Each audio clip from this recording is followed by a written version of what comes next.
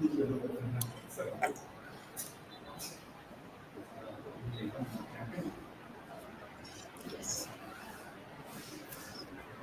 Good morning, everyone. I am Mrs. Smita Shirke, Associate Professor, Department of Pharmaceutical Chemistry. It is an honor to welcome you all on the occasion of 1 week e-FDP STP. Today we have highly insightful session on empowering pharma research through ethical publishing of scientific outcomes, maladies and remedies that promise you both informative and inspiring. I feel honored to introduce speaker of session 1 of day 1, Honorable Dr. Bhupindersing Bhoop. He is Honorable Principal, Professor, and ex-HoD, University Institute of Pharmaceutical Science, Punjab University, Chandigarh, and Emeritus Professor, Chitkara University, Punjab. Acclaimed globally for his scientific research work, especially on systematic development of novel drug delivery using quality by design (QBD), nanomedicines, advanced pharmacokinetics, and computational pharmaceutics. Professor Booth has contributed over 4 decades of dedicated service towards pharmaceutical education, research, and industry. He has been on the expert panels of UGC, NBA, NAC, PCI, DST Sub, DBT, UPSC, and PPSC, and Commonwealth Secretariat, IPA, APTI, SPDS, and several prestigious universities and institutes in India and abroad. A widely traveled scientist, he has delivered nearly 385 keynotes, plenaries, and invited talks in India and overseas, including USA, Canada, UK, Germany, China, Thailand, Hong Kong, Kuwait, and many more. His work has faced Professor Booth with numerous awards and accolades like Leading Educators of World UK 2007, Pharmabuzz Pharma Personality Award 2008, Shiksha Ratna Puraskar 2008, Innovative Scientist Award in 2012 by CIIPP, QBD and Product Performance Awards in 2012, and QBD and Product Performance Awards in 2013 by AAPS USA QBD Excellence Award in 2013.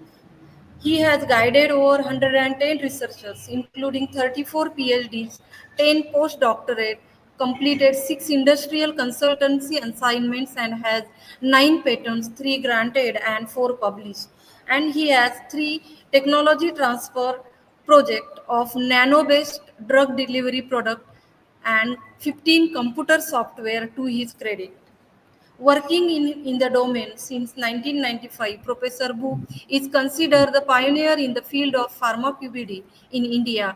He has his credit over 445 original publications, including 16 books by prestigious international publishers and 92 book chapters, with an H index of 67 Google Scholars, 59 Scopus, and I-10 index of 234, and I-100 index of 40, a cumulative impact factor of 773.9, and citations of over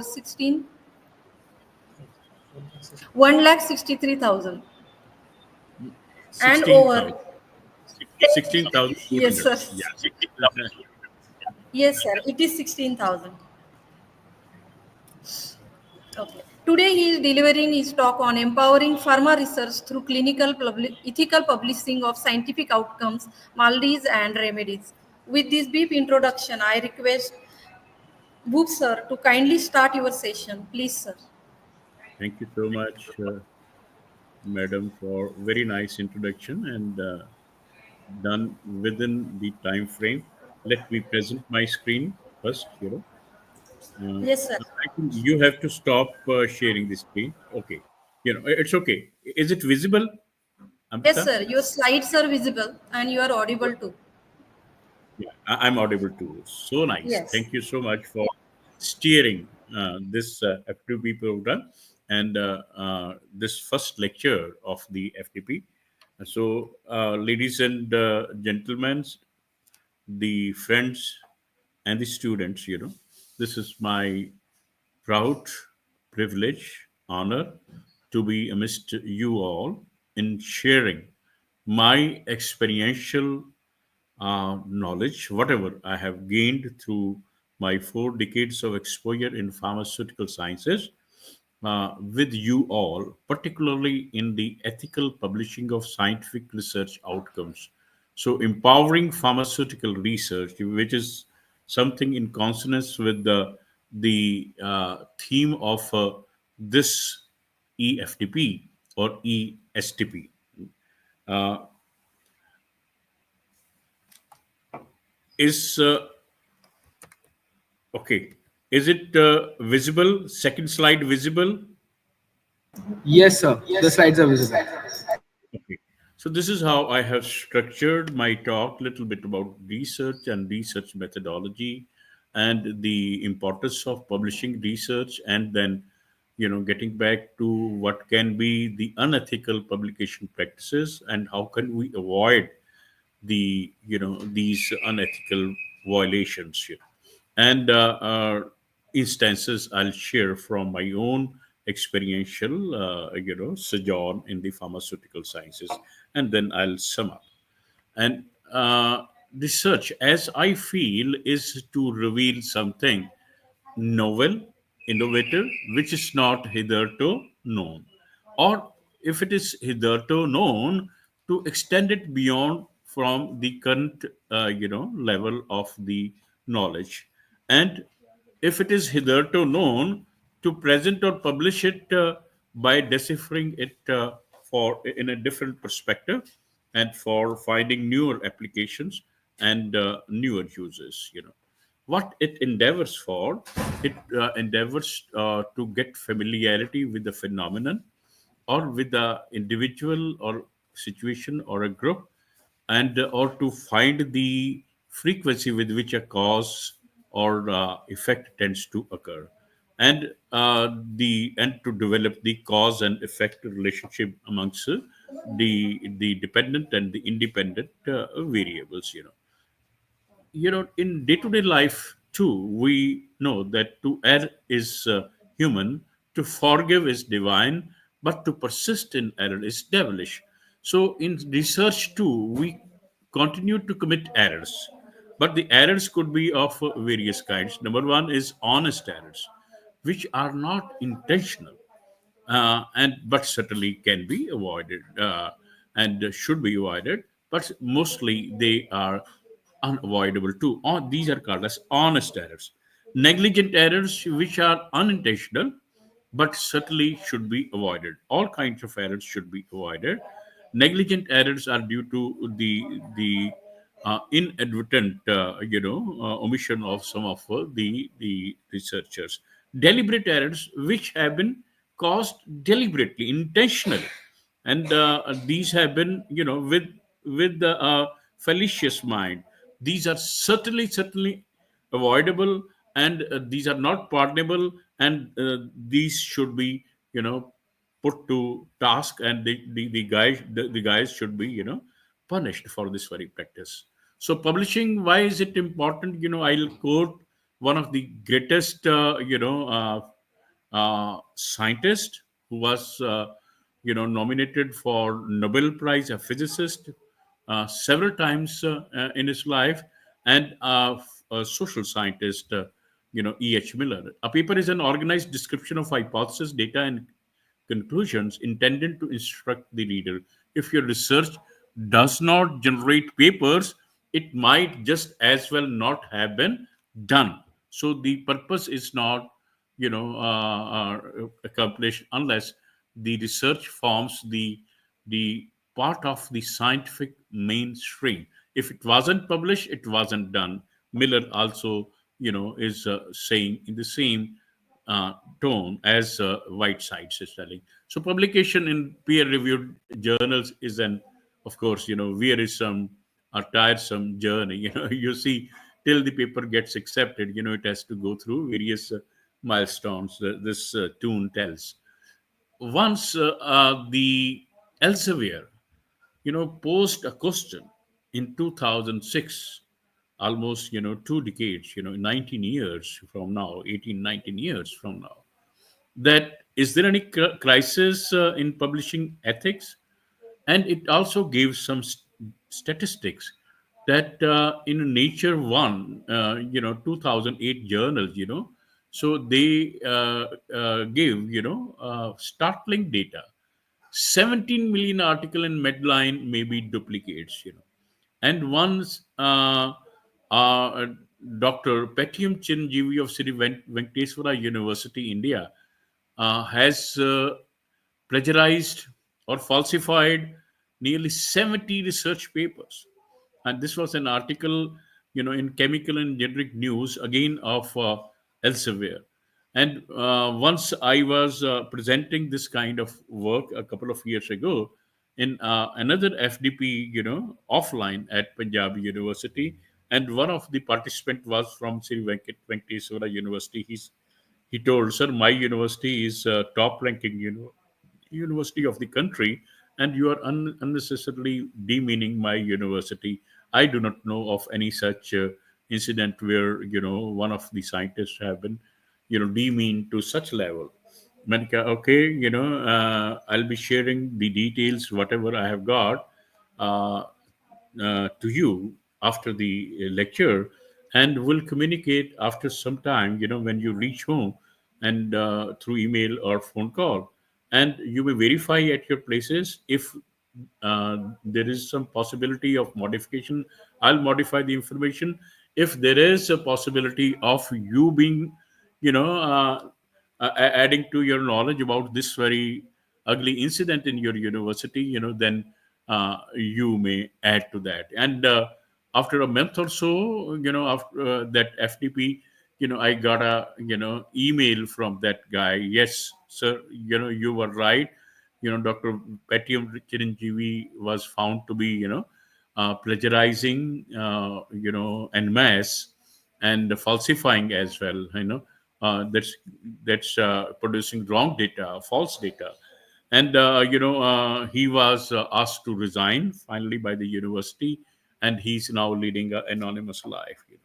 So this is the state of the unethical practices. Now, what could be the unethical manipulations?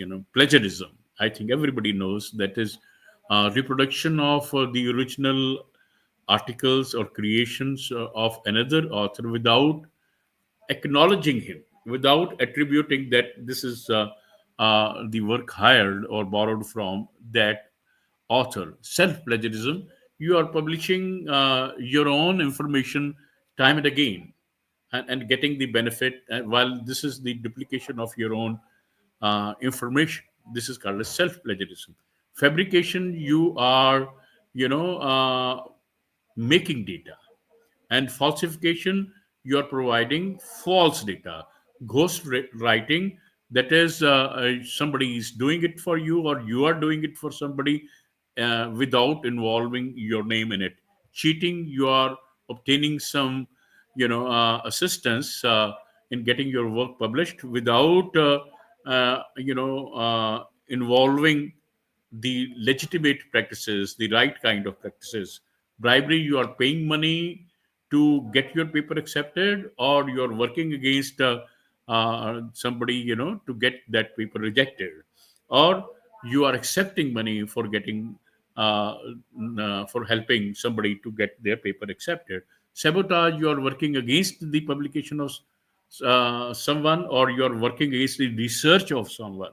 Professional misconduct, any of these violations, if they reach to enormous volumes, so it's called as professional misconduct or frauds, academic frauds. Now let's take up in little more details. Plagiarism, the act of presenting another's works or ideas as your own.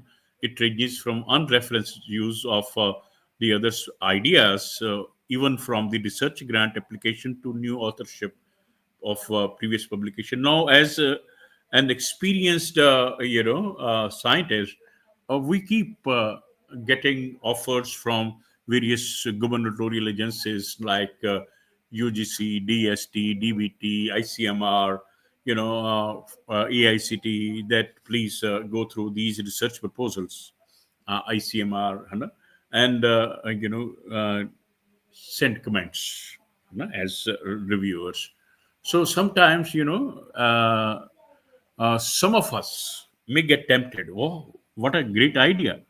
And if that idea is not hitherto known, and if you copy that idea and ask the students, your students to, use that, although this has not yet been published, this has not yet been, put into practice because it's a part of the research proposal. It's not yet documented, so it's also called as a case of plagiarism.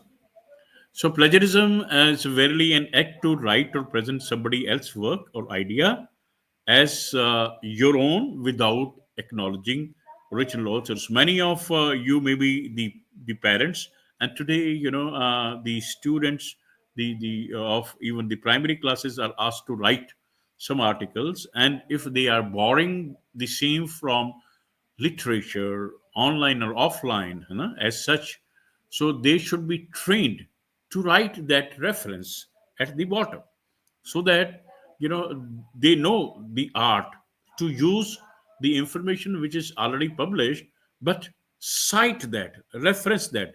If it is not referenced, it's called as a piece of plagiarism. So train, they need to be trained, the kids need to be trained right from their primary schooling, to secondary schooling, to college lives, to institutional life, to research levels. So control X, control V, control C, control V are the keys that prompt anybody, to these, academic malpractices. So originality is the key, in this case. So this young guy is telling, "What do you mean? All my facts are wrong, madam? I copied everything straight off the internet." So even if you have copied straight from a dependable source of the internet, it's case of plagiarism because you copied per se. You are claiming the authorship, the credit for the same, because but it has been just borrowed as such, unless if you copy it from many sources and put it into your own words and cite the references, it's not a case of plagiarism. Now this small kid also accuses his madam, to his father, "My teacher gave me an F on my report. She accused me of plagiarizing off the internet. That's outrageous. I'll get that teacher fired, uh, because I stole that report years ago from National Geographic magazine and got an A on it." So, and at that very time, the plagiarism was not, the talk of the town, was not known. There were not many tools to find that, kind of malpractices. And today, we are well equipped to find any case of malpractice easily by learning that manuscript through that software if we have got the hands-on information on the same. So people have their own definition. These are two identical twins, and the left one was born 3 minutes earlier, while the right one was born a couple of minutes later. So the left one is calling herself as Control C, and the right one is calling as herself as Control V, copy paste. And what I call as creative recycling, the school called as plagiarism. The son tries to explain it to his father. Creative recycling, the definition is very, very interesting. Now, similarly, this kid is also telling it's not called as plagiarism anymore, madam. It's called as prepackaged originality. Prepackaged originality. And this girl has a very far more interesting definition. Stealing from one person is plagiarism, but stealing from so many is research. Very interesting. So one gets tempted to this practice very easily.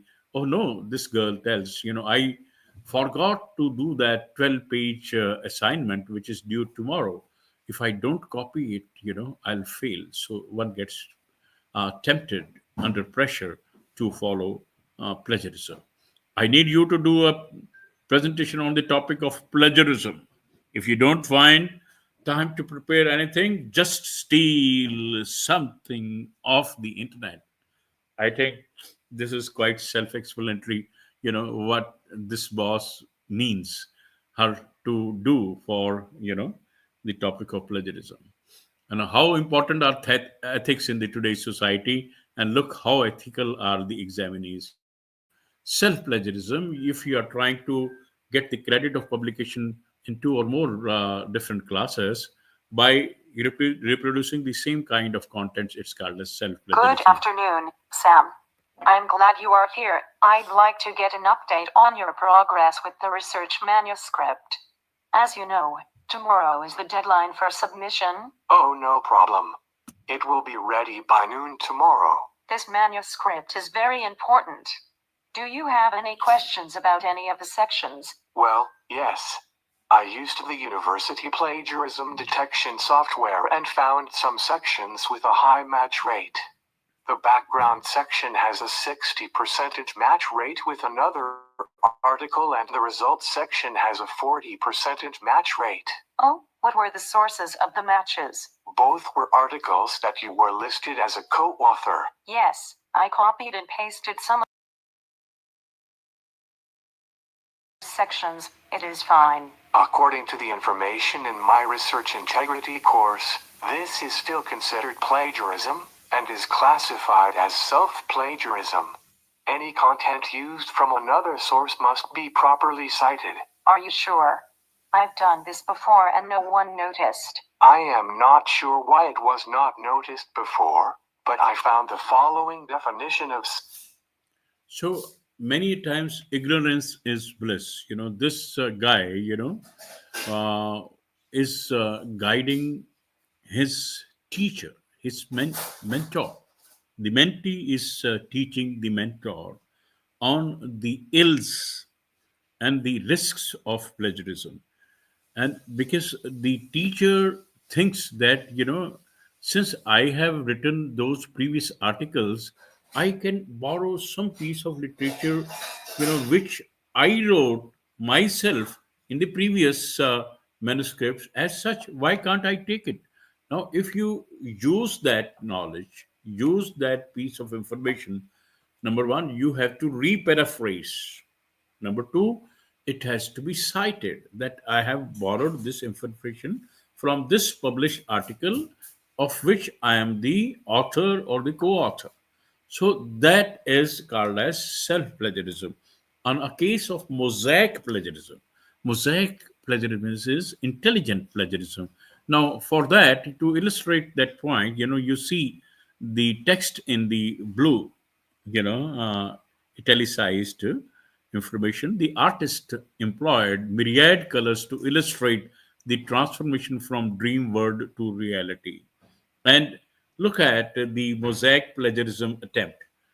The painter used many colors to show the change from the imaginary world to actuality. So instead of artist, it's painter. Instead of employed, it's used. Instead of myriad, it's many. Instead of illustrate, it's show. Instead of transformation, it is change. It is instead of dream world, it's imaginary world. And instead of reality, it is actuality. So my dear friends, so the guy has used the synonymous language in such a way that no software even can pick up that it's a case of plagiarism, because synonyms have been used, but an intelligent author, intelligent editor can check that it's a case of intelligent, kind of plagiarism, or also called as mosaic plagiarism.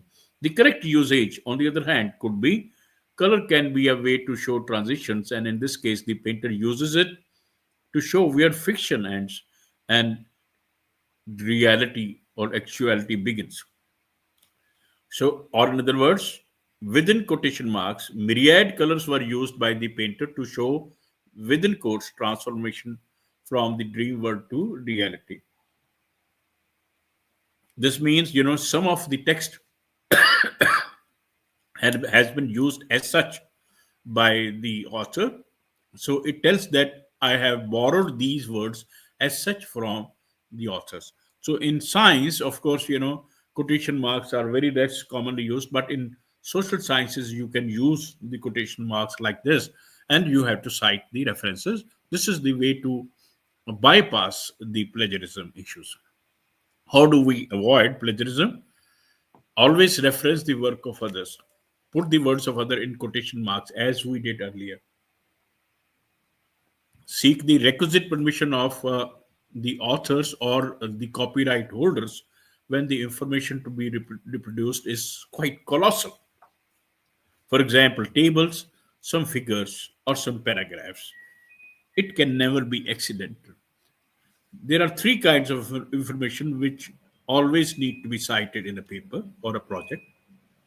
One is text, that's words, another is ideas, another is graphics, that's pictures. We don't need to cite the sources when it is common information, our own information. Say, for example, uh, your college, your institute, your name. So it can be reproduced as such. So you don't need to give any references. Say, uh, for example, Madam Draupadi Murmu is the president of the country. If I use this language, and somebody also writes that President Draupadi Murmu is currently holding the highest, position in the country, she's or he is not plagiarizing me. It's common information. I have cited the common information, and she has quoted me or somebody else as the common information. She doesn't need to cite me because it's a common information, common knowledge, or somebody else information. So this is how we can avoid, while the text, ideas, and figures always need to be cited. So to avoid plagiarism, let's do our own work, original work, establish our own voice, do our research carefully, and keep copies of all the drafts with you. If you are a student, keep the copies of drafts with you. If you are teacher, let a copy be kept with the student, and one copy with you. So this is how you can avoid plagiarism. If anybody accuses of the same, you have got tangible proof for the same. So citing, paraphrasing, and summarizing, these three are the keys. Whenever you use a source in something that you're writing, whether that source is a journal article, a website, a book, or whatever, you have two choices in terms of how you use that source. You can either quote from it using the author's direct words and putting them in quotation marks, or you can paraphrase from it. Let's talk about this word paraphrase. You've probably heard it explained to you as, quote, putting it in your own words. Well, that's about half right. Sometimes less, sometimes more. You see, whenever you paraphrase, you can't really put something completely in your own words. You can put it into your own phrases, your own sentences, because you will have to repeat certain key words. Let me give you an example. Let's look at this. The Great Mississippi Flood of 1927, which covered large portions of Arkansas, Illinois, Kentucky, Louisiana, Mississippi, and Tennessee under 30 feet of water, is considered the most destructive river flood in United States history. Citation, fatal flood. Now, if you're going to paraphrase that, you can't put it entirely into your own words. How else are you going to say Louisiana, or Mississippi, or Kentucky, or flood, or 1927? You have to use certain key words. So the issue is not putting something 100% into your own words. The issue is putting it into your own voice, your own phrases, your own sentences. Let's take a look at a good paraphrase of that quotation. In 1927, the Great Mississippi Flood drowned sections of 6 states including Louisiana, and is still considered as the worst our country has ever known. Citation, fatal flood. So this professor is very rightly and very tersely explaining how to avoid plagiarism. So this is one way of paraphrasing the same information, highlighting some of the important keywords. One must realize that almost all the ethical violations do get exposed. It may be sooner or it may be later. Let's go through some of the instances. Earlier, when you are given some kind of distinction, some kind of distinguished accolades, it's called as award. But when it gets exposed, that award turns to be fraud. So beware. So one example is of Fareed Zakaria. Fareed Zakaria, almost 12, 15 years ago, used to be a US celebrity who was highest paid anchor on TV, be it CNN, be it Time TV, or anywhere. He was a freelancer who was highly paid, probably the highest paid during his sojourn. So he was very knowledgeable, he was very communicative, and he was very original. But there was a time that in 2012, Time magazine suspends Fareed Zakaria for plagiarism because he wrote an article in Time magazine, How Guns Won. How Guns Won. And he borrowed it from some of the article which has already been published in New Yorker magazine without attributing that he is borrowing from that article. So he had to apologize, है ना? And he was accused. He had to apologize for his terrible but unintentional mistake, and but his career got doomed. Very recently, I have seen him in some of the TV interviews where he was getting interviewed. But that guy who used to be paid the highest amount for his anchorship, news anchoringship, or for his comments on what's happening in the world around, his career got doomed due to this issue of plagiarism. Canada PM faces plagiarism charge in 2003 because he used the similar kind of speech twice, in the parliament. So he apologized and the matter got settled way back in more than 2 decades ago. And similarly, Bush aide Bush was also asked to explain his conduct of explaining why he reproduced one part of his, speech which he had already delivered some time ago. So he attributed this to his principal secretary. That principal secretary had to ultimately resign, taking the discredit of that plagiarism. Similarly, this happened during Prime Minister late Dr. Manmohan Singh's time as well. His principal scientific secretary, Professor C.N.R. Rao, I think many of you may be knowing that there are only two scientists in Indian history who have been awarded the highest, award, highest recognition. That's Bharat Ratna. One is the President APJ Abdul Kalam. Another is Dr. C.N.R. Rao. So great scientist. He was the principal secretary, and he uh, ultimately apologized, and the Parliament took his exception to his apology, and the matter got settled. But it's not always that matter gets settled with the minimal punishments. Now, similarly, Dr. R.A. Marshalkar, former Director General of the Council of Scientific and Industrial Research, CSIR, used part of the information in his, article from the information which was already published by National Institute of Health, Bethesda, USA. So, although this was a mistake of his, again, PA, personal assistant, to borrow that information and without attributing, without giving due reference to the same. So he had to ultimately resign from Director Generalship of CSIR. Now he's, uh, working as an entrepreneur of a pharma company, and vaccine company, in Gurgaon.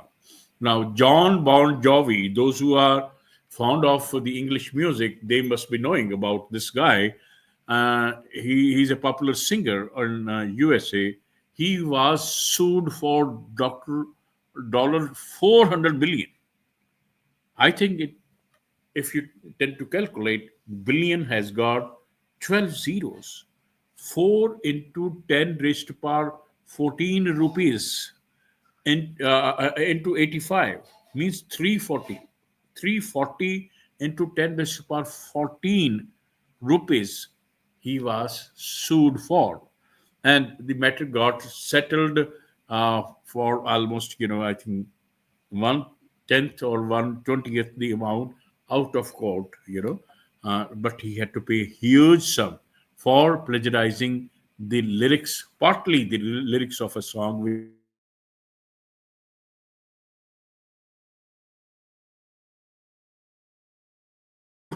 he had team, football team on their winning. Anyway, German Defense Minister Dr. Karl Theodor, he had to resign because his PhD thesis, on the basis of which he was granted doctorate, was found to be plagiarized. Unlike India and some of the countries, the leaders in the Europe and entire European countries, Australian countries, uh, and otherwise, here they are chosen amongst the literate people, most literate people, most favored candidate in the elections. So he was stripped of his PhD and of his ministership, that's defense ministerships. Similarly, in Germany, another education minister had to resign because of she plagiarizing part of the information in her PhD degree. So she had also to be stripped of her PhD and the ministership. Ivanka Trump, the daughter of the current president and who was a president earlier too, so was found to plagiarize part of her speech which she delivered in Hyderabad during the previous stint of Mr. Trump, and it was accused that she has used part of her speech from which was borrowed from Hillary Clinton's speech, which she delivered somewhere in USA a couple of years back. She apologized, and the matter got settled.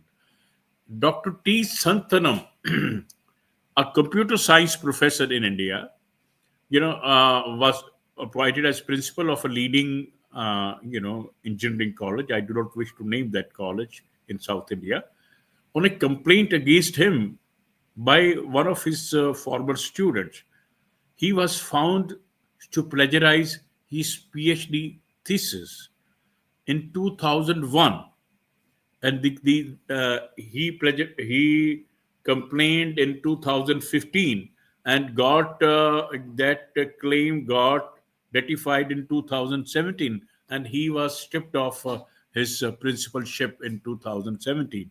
And the thesis was reproduced from a research publication which was published in 1974.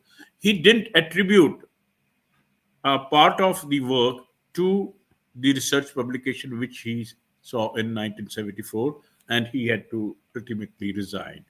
Similarly, president of a prestigious Stanford University. Stanford University is very, very prestigious amongst the top two, three universities of the world, and which brings out the list of top 2% scientists every now and then of California. Once great scientist and internationally known neuroscientist had to resign in 2023 very recently because his labs had used some information which has been plagiarized and where the original authors were not attributed with the citations. So I myself have encountered some cases of plagiarism. Let me discuss briefly about the same. Case study one: a new generation of 7-chloro-4-aminoquinoline antimalarials. A new generation of 7-chloro-4-aminoquinoline antimalarials. The same title.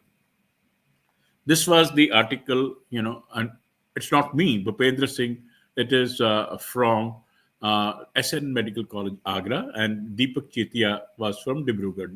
Deepak Chetia is the student, while Bhupinder Singh is the guide. So he guided one pharmaceutical chemistry information 7-chloro-4-aminoquinoline anti-malarials, a review article. And the article was sent for Indian Journal of Pharmaceutical Sciences Drug Research.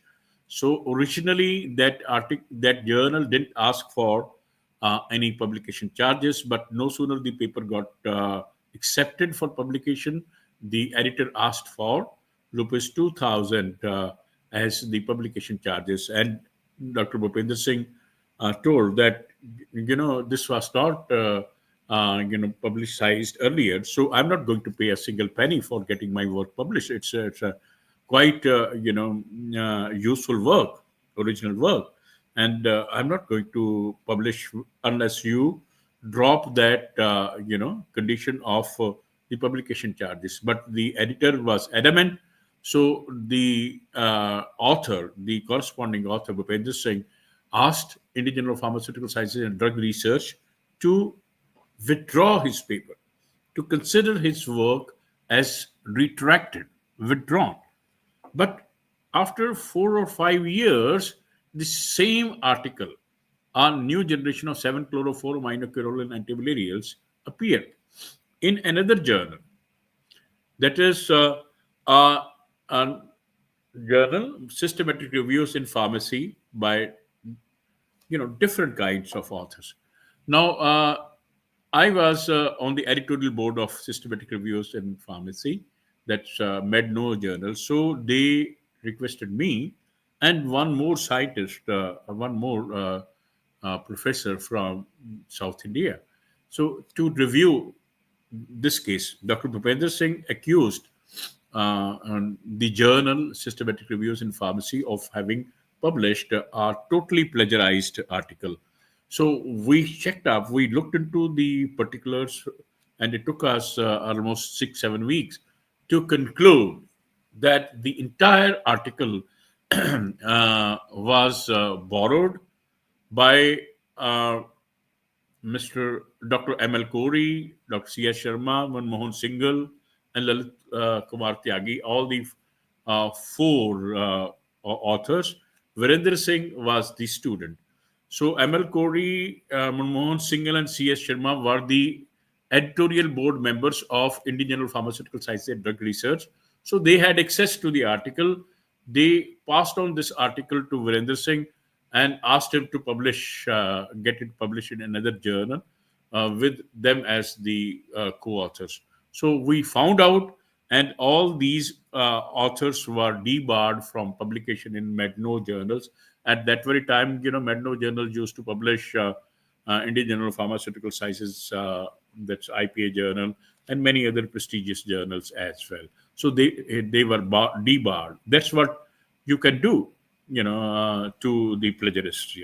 So this was the article which was published in Systematic Reviews in Pharmacy, a new generation of 7-chloro-4-aminoquinoline, and it was withdrawn later on from the study.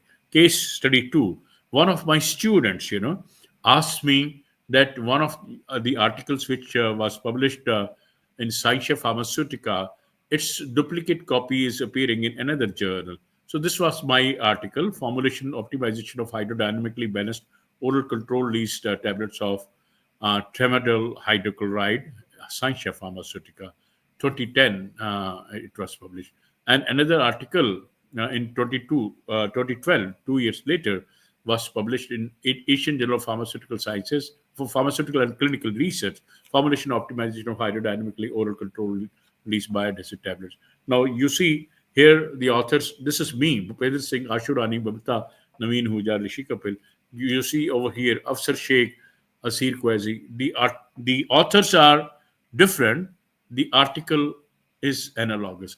Entire article, entire article was plagiarized, including, in one of the statements we wrote that the porcine gastric mucosa was obtained from the local slaughterhouse near Chandigarh, and the guys are from Maharashtra.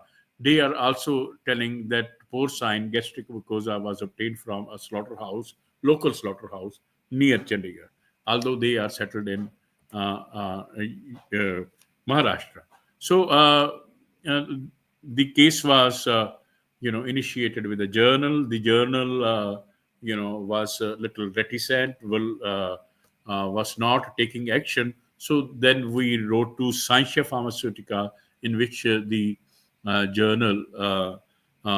the article was published. So Scientia Pharmaceutica wrote to the principal of that institute, and coincidentally, we found that principal was also one of the co-authors in that case. Very unfortunate, and we tried to bring them. To cut long story short, we tried to bring them to task, and we asked them to tender written apologies, through email.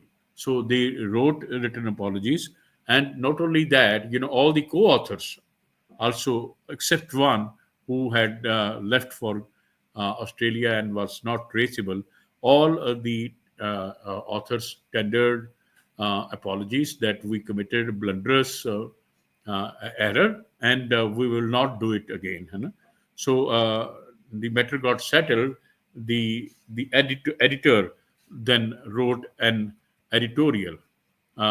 This was the journal, Asian Journal of Pharmaceutical and Clinical Research. Then the article has been withdrawn from publication due to plagiarism. The information was passed on, and the journal wrote the editorial, Asian Journal of Pharmaceutical Sciences and Clinical Research, first case of plagiarism, and which refers to our article, Bhupindersing Ashurani. So, and they invited me to write a review article against plagiarism, and nothing doing. I'm not going to have any truck with your journal, who is very unconscientious and who's not taking action against the deliberately printed, plagiarized article. So this is how we try to find out and try to, bring to the book the plagiarist. So what can it lead to? Retraction of work, parent notification, referral to administrators. It can lead to suspensions or dismissal, and of course, lack of reputation in the community and blacklisting by publishers. In India, it's not considered as a crime, but in Philippines, plagiarism is punishable by fines ranging between $100 to $50,000 US, and up to 1 year in jail. In USA, again, it's considered as a felony. Felony is, a term which is considered as a minor crime. Felony. If a plagiarist copies and earns more than $2,500 from copyrighted material, he has to pay, 2,500, so 100 times the fines and up to 10 years in jail. Whatever he or she has earned, 100 times the amount he or she has to pay, and he or she has to be in the jail up to 10 years. While in India, there is no such crime as yet. It's not considered as a crime. There are various software to detect plagiarism. I think you must be knowing most journals use Authenticate, and most institutes use Turnitin, and the Urkund software is freely made available by UGC, and otherwise CopyLeaks, Qtext, eForus are the other, Dupli Checker are the other examples. So some of the open source softwares which are available, which can be accessed, for which you don't have to, you know, pay a single penny, are Copyscape, Article Checker, Viper, etc. And you can click on this slide. This is the information you can pass on to uh, use the plagiarism detection from the online sources of a smaller manuscript free of charge. So searchenginereports.net article check. If you copy that, you can scan a article, small article, and you can get a feedback of the same without paying any charges for the same. There are books and books written on the same, stop plagiarism, avoiding plagiarism, etc. And another case is fabrication and falsification.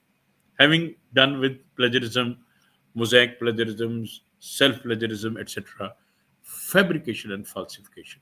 So, falsification is providing false data, and like this guy is getting himself photographed before, picture of a building, you know, although the original building is dilapidated, it's quite collapsed. So this is false information. And fabrication is cooking data.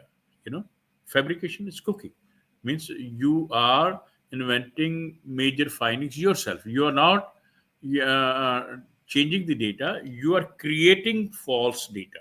So falsification is changing data, fabrication is making up data, you know and plagiarism is copying, using words or idea without attribution. So falsification is just like lying, fabrication is just like cheating, and plagiarism is like copying. So there are other ethical violations which can happen. That is salami slices, which is maximizing the publications by reusing the research data.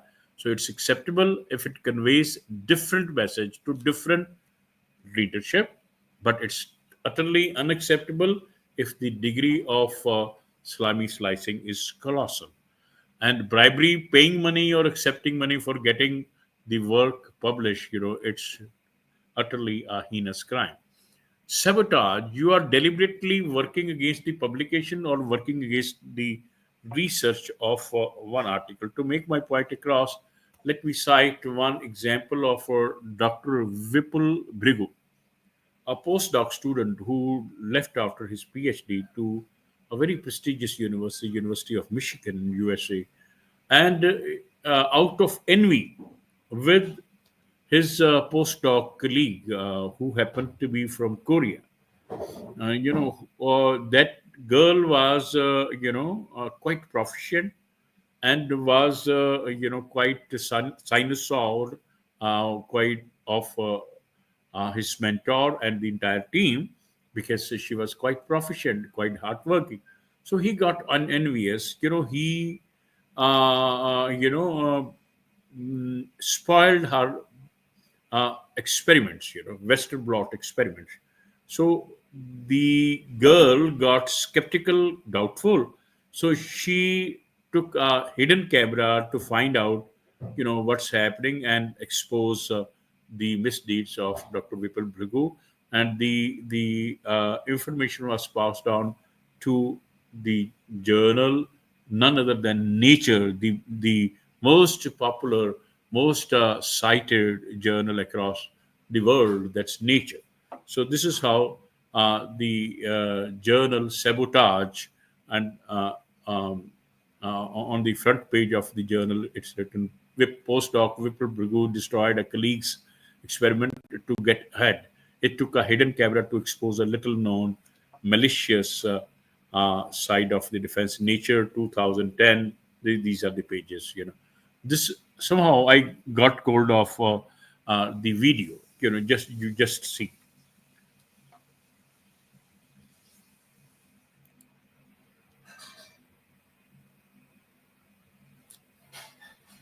video of the lab. You'll see Vipul Brigu. Now, the following video of the incident was obtained from University of Michigan under the Freedom of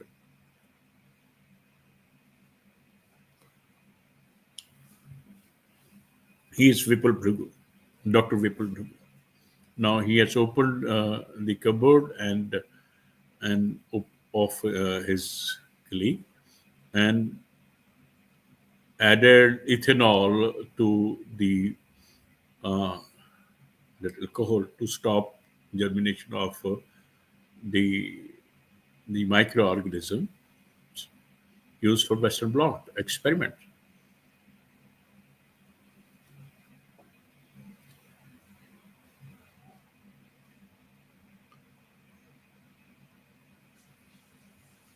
So, ghostwriting. Ghostwriting is somebody's writing for you, or you are writing for someone else without attributing your own or his own information. So, practice of commissioning a research publication which involves anonymous authors. As this guy, small guy, asks his mom, "Mom, I need you to ghostwrite my English essay. You'll be writing, but I'll be claiming the authorship." Chat GBT. Many a times, this generative transformer, Chat GBT or Gemini, or one which has been recently launched by in USA by Musk. Are there are many others free chatbots, which are open AI tools, generative AI tools. So it's allowing you to access the information or data uh, free since November 2022, and very soon it's heard that they are going to make it priced too. So the information is being written by ChatGPT, and people are claiming it as own. But there are tools which can detect, software tools which can detect that this has been generated through ChatGPT or any other, generative AI packages. Scientific misconduct, that's any practice which is so much, voluminous that it can be called as frauds. Say, cat was cloned in 2000. In 2002, rabbits were cloned. 2003, mule was cloned. 2004, bull was, and 2005, dog was cloned. And then early successes that humans were cloned as well. And all this information turned out to be frauds when they were checked. None got substantiated. So all were found out to be frauds. Now, this Korean researchers, that is Dr. Wu Suk Hwang, had to withdraw so many, articles from the journal Science. Next to most popular journal is Nature, then is Science, then is Scientific American. So Science, he retracted two papers which had been published. His career got doomed, you know, because human embryo cloning was not actually been found to be successful. He was claiming so. And then the university to which I belong, Punjab University, it's always ranking top five, top six, top 10, and under various times for higher education, under NIRF, etc. So one scientist, Dr. Professor Vishwajit Gupta, when I was a young faculty member, he was the Dean Students Welfare, and he was pitted for the next vice chancellorship of the Department of Geology. He was involved in fossil frauds. He had 450 publications, and 18 were accused as plagiarist.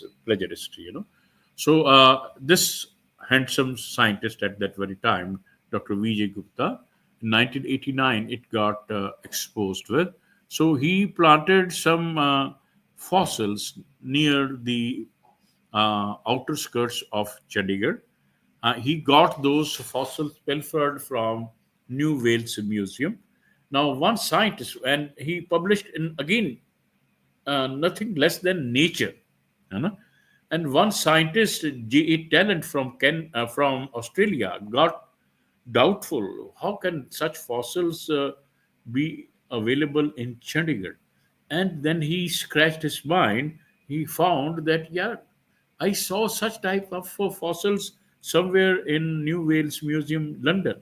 So he wrote to them.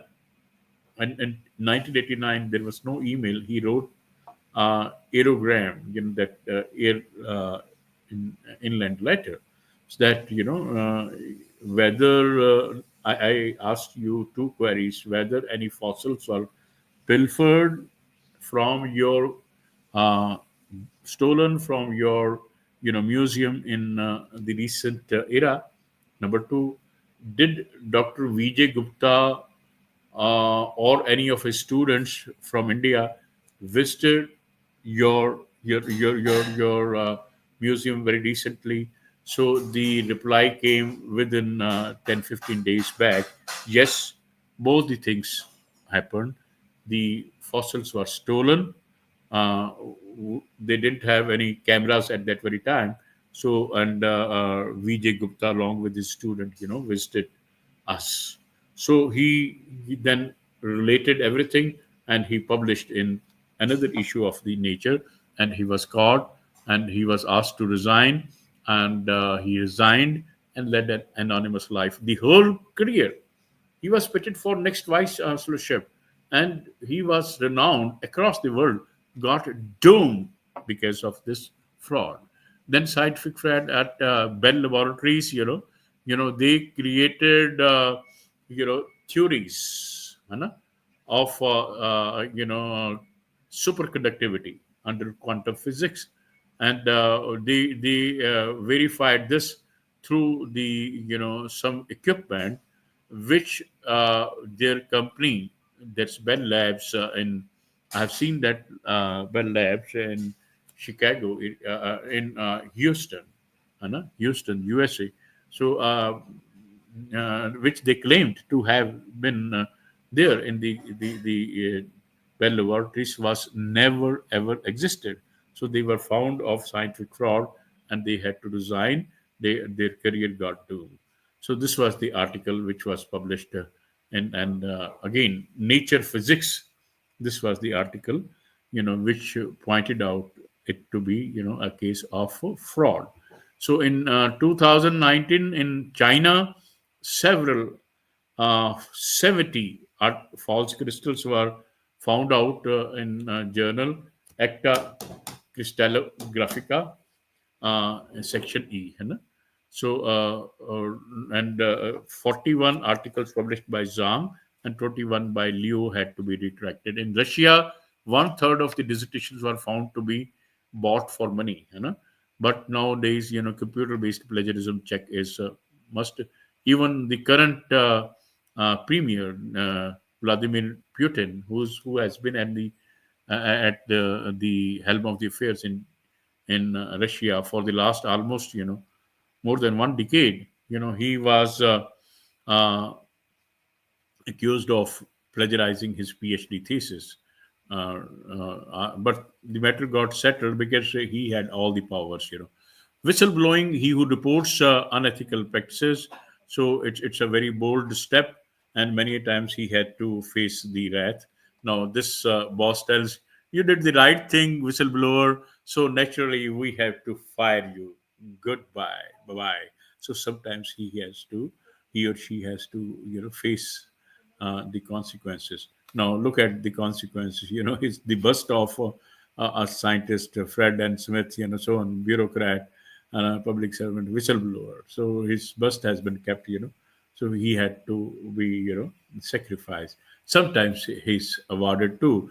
We are in trouble because our whistleblower has won the Employee of the Month. And sometimes, the whistleblowers have to be, having anonymous kind of, or they have to be under the garb of somebody else. They have to remain hidden. Their identity had to be hidden. So, and even NASA, in 2023 they changed the policies to be open to boosting whistleblower protections.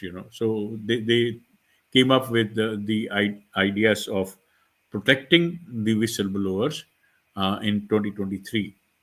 Unofficial scientific policing. There are other uh, uh, the groups like PubPeer, like Retraction Watch. They are keeping watch over what's happening in scientific circles. If anybody is, succumbing to the issue of scientific integrity or any frauds, they tend to point out, and they point out to the journal. The journal tends to, examine them and tend to book the authors soon after, or sometimes many years after the article has been published. So let's be aware, let's be beware. So my question to everyone over here: research publication. Why do people adopt unethical practices? Cheating is an act of the smart people. How do you see that? Is an act of smart people? My answer: no. It's the temptation for small shortcuts to success that allures the lazy ones. It's an act of lazy people who cannot do actual research and tend to adopt to shortcuts. So why do we plagiarize? Why do we succumb to unethical practices? The pressures of promotion, pressures of excellence are tremendous. Competition is increasing. Funding is getting scarcer. This is particularly true, unfortunately, in our country for the last almost 10 years, 10, 12 years. The funding in research has been dropping significantly. The number of scientists, aspiring scientists, is increasing, while the number of the volume of grants is phenomenally decreasing, and performance is based upon the number of papers and number of projects. So the evaluation of papers many times is very, very casual. So allurements towards shortcomes is causing these malpractices to survive. But sometimes, these ethical issues are blown out of proportions. Bioethics, medical ethics, research ethics, legal ethics, ethics. So we have to be, aware and not very, very, finicky about it. So there is a committee on publication ethics, which is involving almost all the prestigious uh, publishers of the scientific journals, scientific books: Elsevier, Blackwell, Springer Nature, Taylor Francis, Walters Kluwer, Macmillan, so on and so forth. So, why did it start? To stop plagiarism. So, this was out of one of the articles which I published almost 7, 8 years back. So I propose some do's and some don'ts, and do's are like this, and don'ts are like this. I published in Journal of Farm negative results in 2010 in their inaugural issues, and I proposed HALE ethical norms, which is an acronym: H for honesty, A for animal care, integrity, legality, so on and so forth, in a nutshell. So those who are interested, I can share the manuscript with the organizers, and they can share it with any one of you. So there are some online management sites, like CrossCheck, like Cope, I have already shared. And the UGC policy is also, that 10%, up to 10%, you will not invite any plagiarism. While if the student, research student, is given some kind of marks, there will be 40% reduction in marks if the 40% or more information is stolen through copyright, and above 60%, no marks will be awarded, and applicant's registration for the course will be cancelled, and the mentor will also be brought to book, and he may be demoted as well. So this is above 40%. UGC tends to have very, significant kind of punitive measures they are providing with the software tools like Urkund. But fortunately, Urkund, those who are subscribing to that and using that, it's not a very powerful software with great database. So, but it does check the article free from manipulations, although not equipped with uh, great database information. So the information which is found to be copyrighted, fraudulently, as 30-35% using Turnitin or Authenticate is found to be 10 to 12%, you know, plagiarized in case of Urkund. So it's a Swedish technology firm, but not with great database. So these are some of the publications and impact factor already. Samita, Dr. Samita has already shared this information. So some of our ethical publications, patents, books, H-index, extension lectures, and grants, and some of the global and national recognitions to our work. This is in 2019, the Global QBD Excellence Award, and IPA, Fellowship Award, and recently the HRIPC Day Gold Medal Award, so on and so forth. And these are some of the awards given to my students by American Association of Pharmaceutical Sciences in 2013 to 14, and Ranbexy Research Foundation Award to Dr. Sarwar Beg, and Select Biosciences Excellence Award to Dr. Rajneet Kaur Khurana, and 10-volume book series on nanobiomedicine, and our liaison with industry. You name the industry, and we have trained them in pharmaceutically and or bioweavers or analytical QBD, and not only in India, we have gone beyond the Indian precincts to uh, Bangladesh, to Canada, to Taiwan, and to Dubai. This was the article which was published in General Farm Negative Results and Chronicle Pharma Biz. And in 2016, we were awarded with the second rank under NIRF. And since then, there is no looking back. And we continue to be amongst the top 5 or 6, across the world. And Dr. Kishan Singh, Professor Kishan Singh, late, whom we lost in 2020, was the first and the only pharma scientist who was awarded by Government of India with Padma Shri Award. मंजिल तो मिल ही जाएगी, जरा भटक के ही सही, गुमराह तो वो लोग हैं जो घर से निकले ही नहीं. So, my dear friends, success is a journey.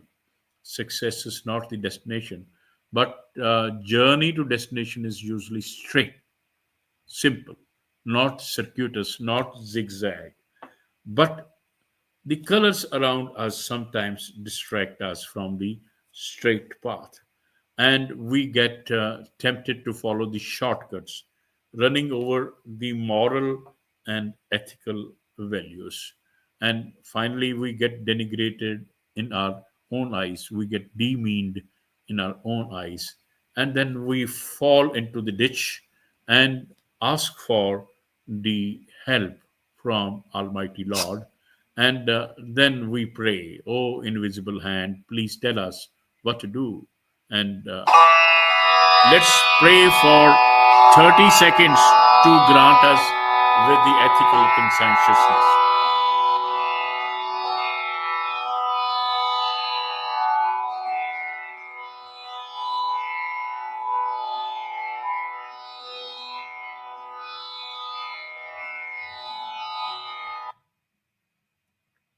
We need to pray and meditate on one to get ethical grace showered on us. Thank you so much. Try not to become a man of success, but rather try to become a man of value. Albert Einstein used to tell. So let's commit today to adhere to this ethical path, ethical research, ethical, issues in carrying out various pharmaceutical activities.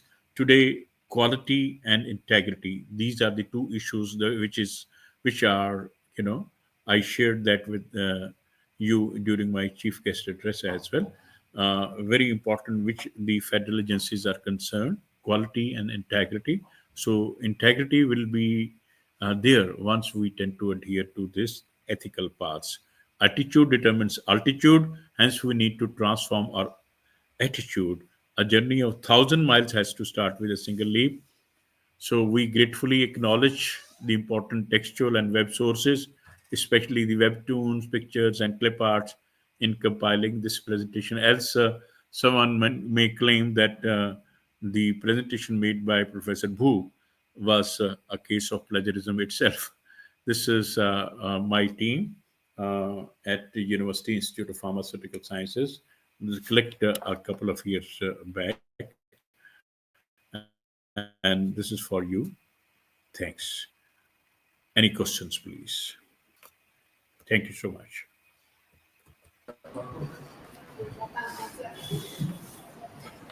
Thank you, sir.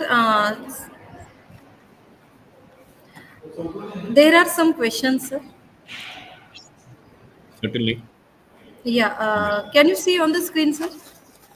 Yeah. What role do peer-reviewed journal plays in ensuring What ethical role publishing? do what role do peer-reviewed journals play in ensuring ethical publishing in pharmaceutical research? Pharmaceutical research. Yes, sir. Yes, yes.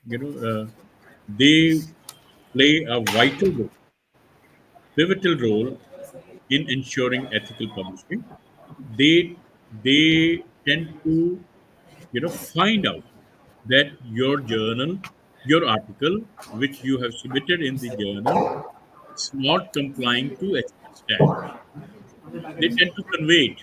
They do not tend to provide any guidelines as such how to remove that ethical violation, but they each and every article, I repeat, each and every article, before it is sent for review to the editor and to the reviewer, is checked for the manuscript plagiarism. So mostly it is authenticate software or Turnitin software. Using these journals, these resources, the journal articles are searched for and they are pointed out. Let me share one example. Journal of Control Lease invited me to write a review article sometime back around 4 years, 5 years back, and we submitted. I prepared the manuscript and was ready for submission, but I had to go to China. So I asked my proficient research team to submit it from my web portal, ASAP. But somehow they included one paragraph, which I asked them to share, and which they didn't, after including that paragraph, they didn't, examine it for plagiarism search again. And my article, when I was in Shanghai, China, I got an email from them that thanks for submitting your article as invited. However, I'm sorry to say your article didn't subscribe to the journal norms. Hence, we are rejecting it, and you need not submit this article again because उन्होंने कहा your article was found to have 15.5% match rate and their limit was 15%. So that's what journals do. But because when I left, it was 14%. But the students, included one paragraph out of which, 1.5% or 1.75%, match rate increased. So we have to be very, very, very, very cautious. We need to be citing and referencing the appropriate usage, and we have to be paraphrasing. So that's what the role of the journals is there in pointing out the ethical publishing. They don't guide you.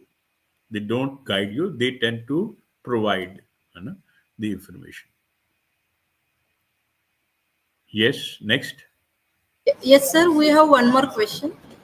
Yeah. Next. I would like to know how can, thank you for the informative session. I would like to know how can we identify the Clone clone journal. of the journals? Yes. In fact, my article was with respect to cloned publications, cloned journals. There must be, this is a IT era, and now rather IT se bhi badh ke, we are working in an AI era. So there would be certain ways, although I'm not conversant with the software tools by virtue of which we can find the journals which are cloned too. But certainly, my article gives tangible information amount to identify the cloned articles. But I can help find out the same. Yeah, and the guy who has asked, that's Dr. Noma Rebello, can also find out from the web sources which are available. How can we find the cloned journals, as well? There must be certain ways, there must be some tools and resources, any other. One more question is there, sir. What is your opinion on duration of review process? Duration of review process. In fact, my dear friends, Dr.